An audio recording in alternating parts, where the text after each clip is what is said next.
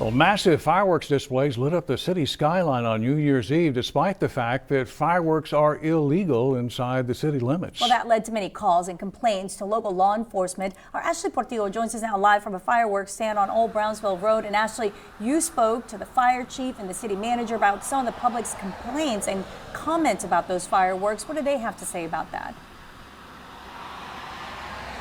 Well, Katya, both mentioned that it was a very busy night for the fire department and the police department, but they said everyone did the best they could to enforce the law on the holiday.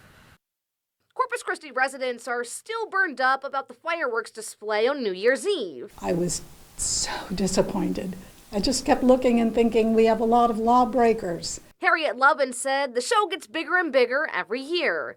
In fact, Fire Chief Rocha says this was the busiest year for the fire department since he's been chief for the past 8 years. We were going from call to call, and so we have our regular call volume on a day-to-day basis. Add to that fireworks calls, and it created a perfect storm. The chief blames the increase in fireworks activity on a change in state law. It prevents them from confiscating fireworks before they're brought into the city.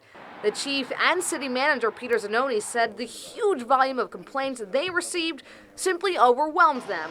That's why they want to make some changes for next New Year's. If the city had a function on the bay or somewhere, it would draw more people. There'd be less people at home letting off their own fireworks. And residents like Lovin are just hoping that leads to fewer fireworks displays next holiday.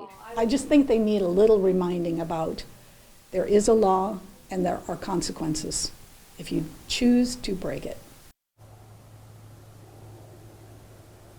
And the city manager said that some citations were issued for people setting off fireworks. But by the way, a year ago, 0 citations were issued for illegal fireworks activity here in Corpus Christi. And back to you.